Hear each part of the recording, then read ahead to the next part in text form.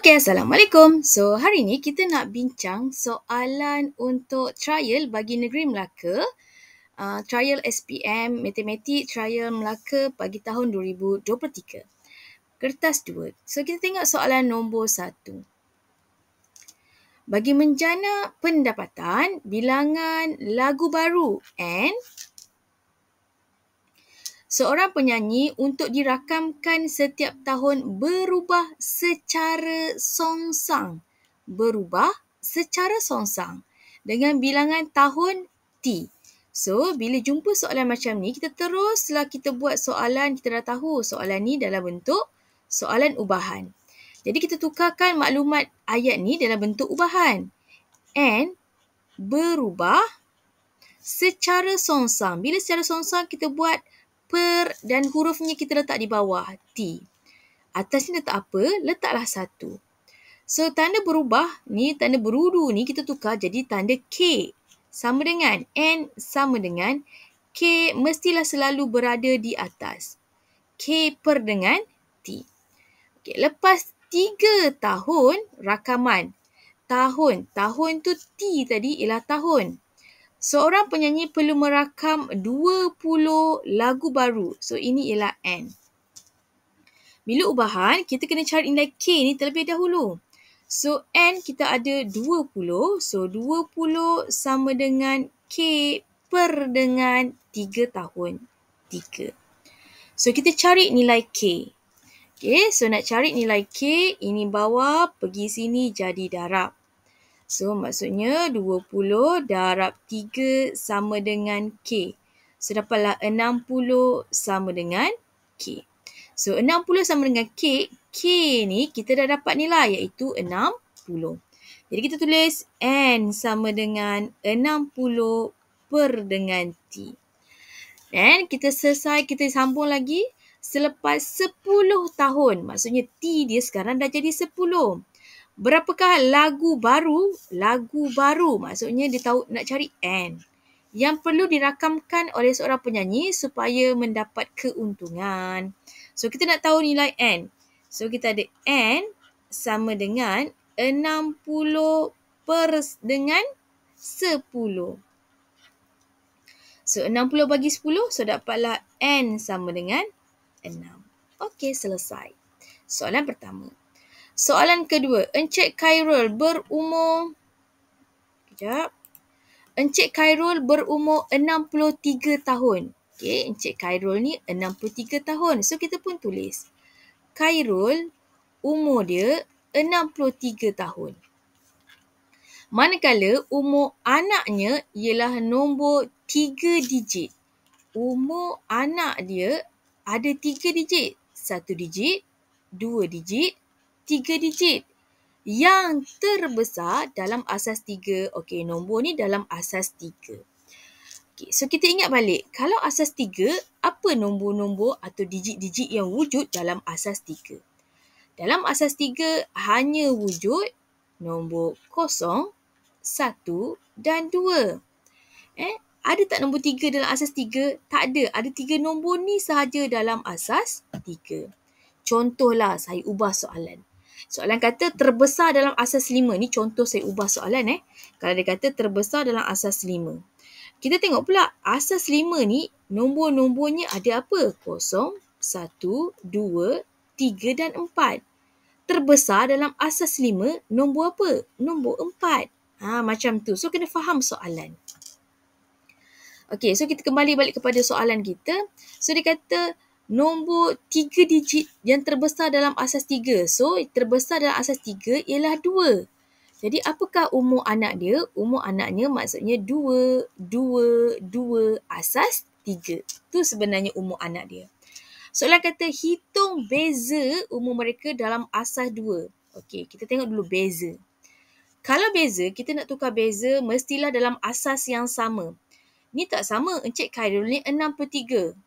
Dia tak cakap pun asas berapa. So, sebenarnya kalau dia tak cakap, dia sebenarnya dalam asas 10. Maksudnya, ini Encik Khairul ni 63 asas 10. Umur anaknya 222 asas 3. So, kalau kita nak hitung beza, mestilah dalam asas yang sama. Jadi, apa nak buat? kita tukarlah kepada asas yang sama. Senang, umur anak dia ni kita tukar dalam asas 10.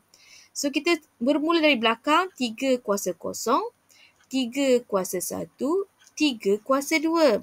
So, umur anak dia sebenarnya 2 darab 3 kuasa 2 tambah ini 2 darab 3 kuasa 1 tambah 2 darab 3 kuasa kosong. So, kita kira saja guna kalkulator. 2 darab 3 kuasa 2 tambah 2 darab 3 kuasa, ini simbol kuasa, 1 tambah 2 darab 3 kuasa kosong. So, kita akan dapat 26. So, umur anak dia 26.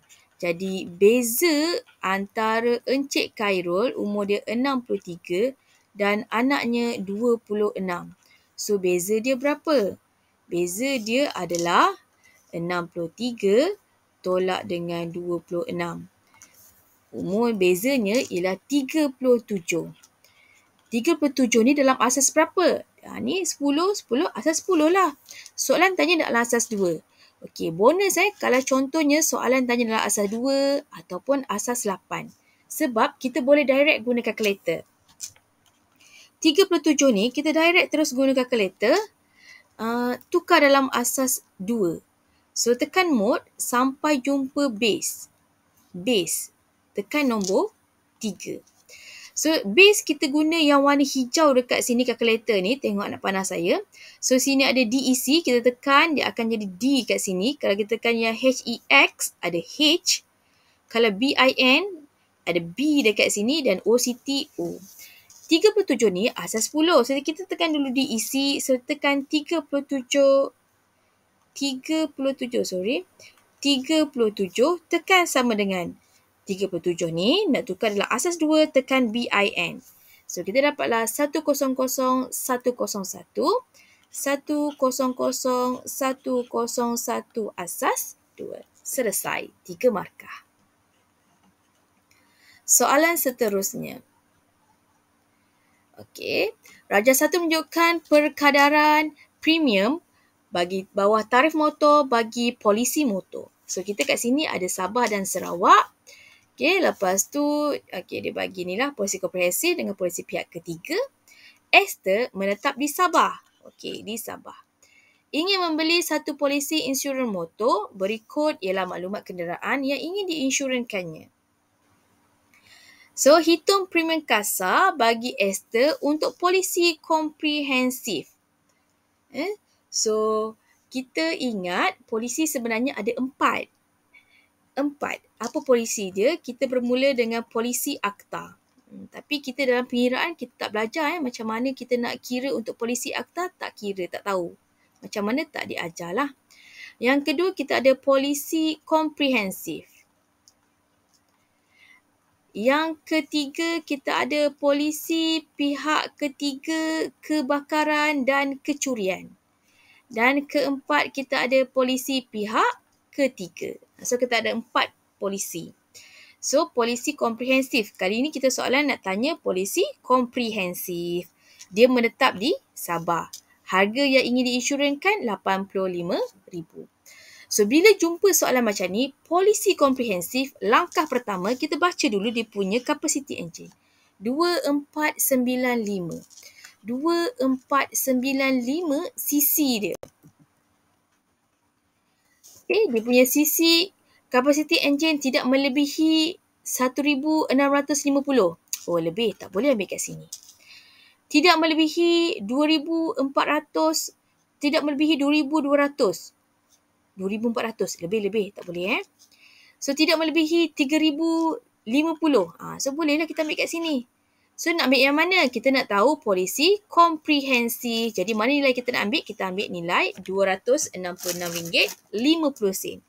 Ini untuk 1,000 yang pertama. 1,000 yang pertama. Nilai yang ingin diinsurankan RM85,000. 1,000 yang pertama, kita kan ada RM84,000. 1,000 yang pertama, kita dah ada RM266.50. So, 85 85, saya tulis 84. Maafkan saya. Kejap. Ambil pemadam. Pemadam pula tak nak. Nak.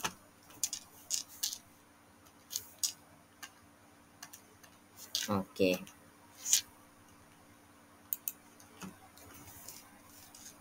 $80. Sekejap ya. Dia mengajuk pula. Kejap.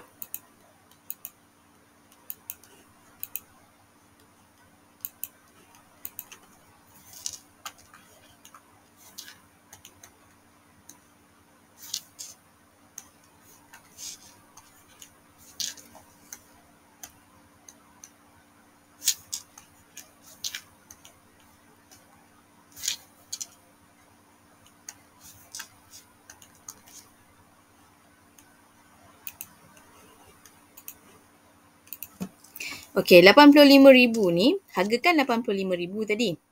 Okey, so untuk 1,000 yang pertama, kita ada RM266.50.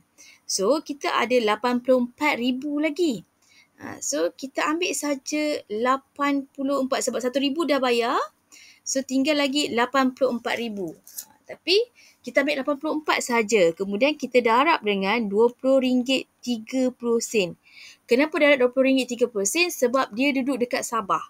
Nilai RM20.30 ni, nilai yang ni kena hafal. RM20.30 tu kena hafal. Kalau dekat Semenanjung, so dia akan darab dengan RM26. So ni kena hafal lah. Sabah Sarawak kena darab RM20.30. Semenanjung kena darab dengan RM26. So ini kita panggil dia sebagai premium asas. So kita tambahkan dia. 260, okey. Ni ada B lagi kat sini. Macam mana nak clearkan mode? Tekan shift, tekan mode. Nombor 3, sama dengan. So kita ada RM266.50 tambah dengan 84 darab dengan RM20.30. So kita dapat 1971.70.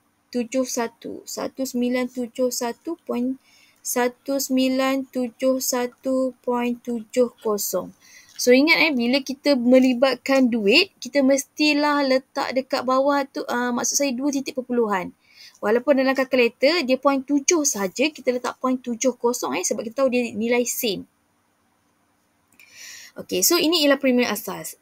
Kemudian selepas dah dapat premium asas, kita ambil nilai NCD. NCD 55%. So untuk maklumat tambahan, 55% ni ialah NCD maksimum kalau contohlah soalan tanya. NCD maksimum ialah 55%. So awak takkan jumpalah NCD 60%. So NCD dia, diskaun dia sebanyak 55% daripada premium asas. 1971.70. So kita kiralah berapalah kita dapat diskaun ni. 55% darab dengan 1971.7. So kita dapat 1084.4. Kita tak pada 435 sebab macam saya cakap tadi, kalau nilai sen ambil hanya 2 tempat perpuluhan. 0.44 lah, 1084.44. Okay, so soalan tanya premium kasar. Jadi premium kasar ialah premium asasnya iaitu 1971.70 tolak dengan diskaun 84.44. So berapa premium asas, premium kasarnya, 1971.7 tolak 1084.44. So kita dapat 887.26. 887.26. Selesai. Okey, soalan yang keempat. Pada hujung minggu, Aini dan Valamati akan menghadiri majlis hari jadi sahabatnya. Diberi ke barang kalian bahawa Aini dan Valamati akan memakai pakaian berwarna merah ialah 5/8 dan 1/3 masing-masing. Maksud masing-masing tu macam mana? Maksudnya, Aini akan pakai warna merah ialah 5/8. Manakala untuk Vala pula pakai warna merah ialah 1/3. Sebab tu dia kata masing-masing. Okey, soalan kata hitung kebarangkalian kedua-dua mereka memakai pakaian merah. Dan B, kedua-dua mereka tidak memakai pakaian merah. Okey, ni kalau pakai merah. Kalau tak pakai merah?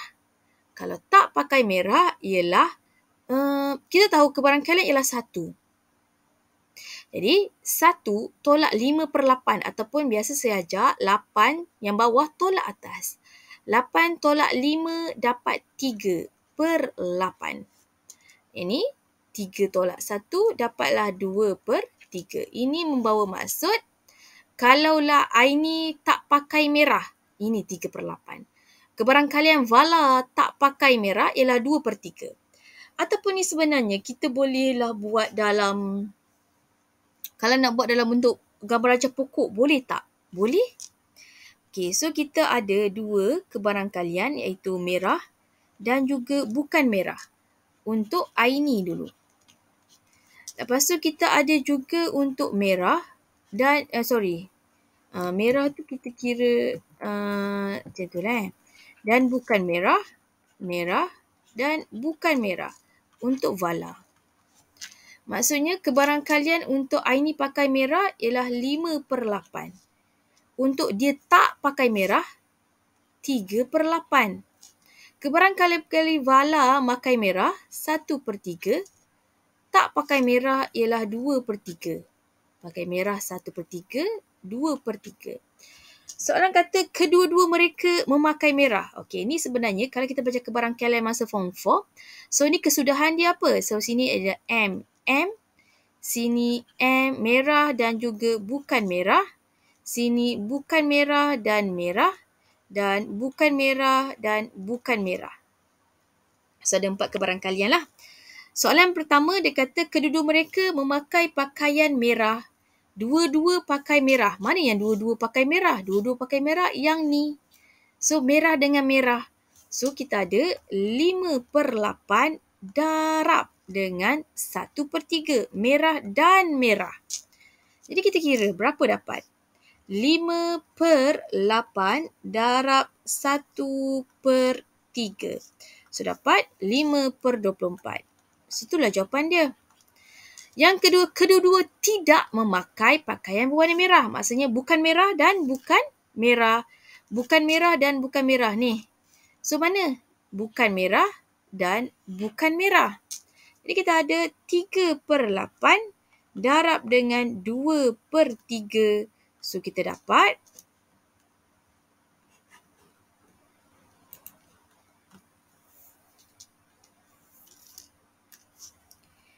3/8 darab 2/3 sama dengan 1/4. So jawapan kita ialah 1/4.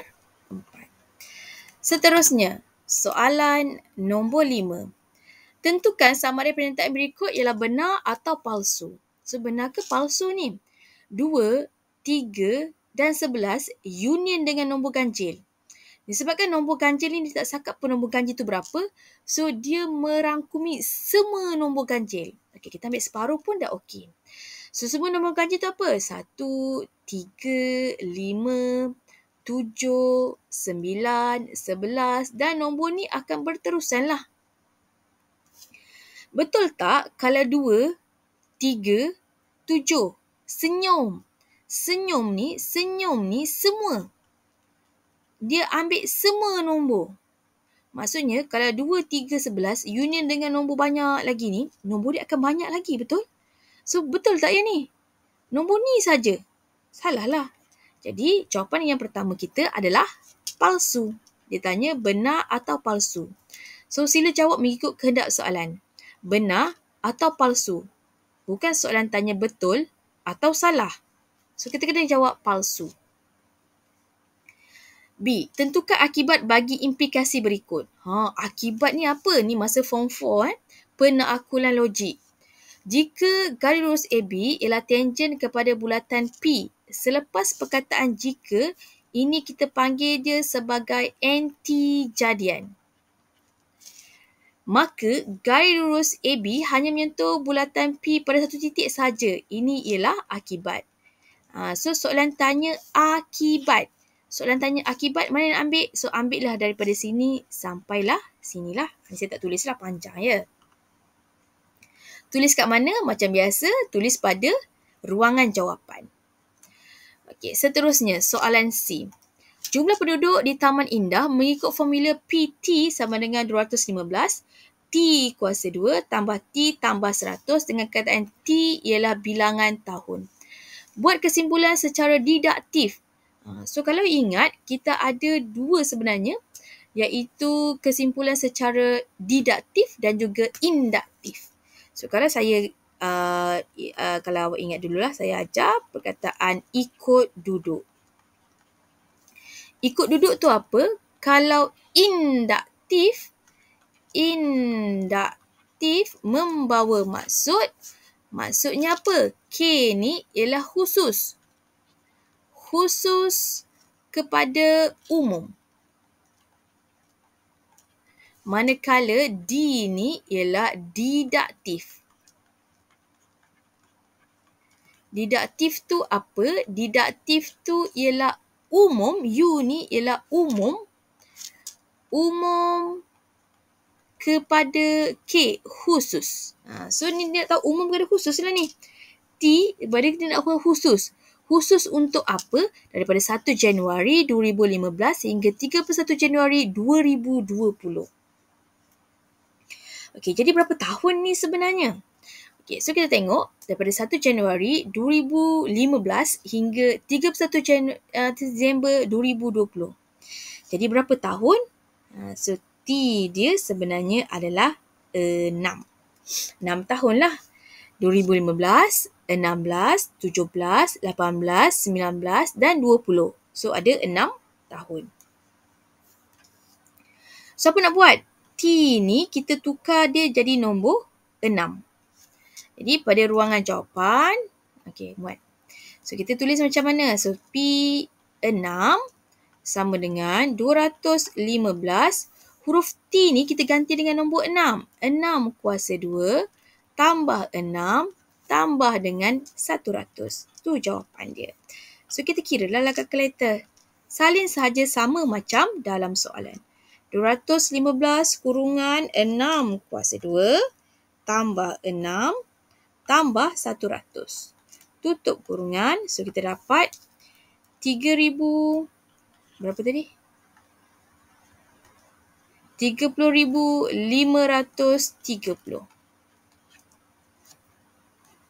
Okey. Okey, selesai 5 soalan. Nanti kita akan sambung untuk part yang kedua. Terima kasih.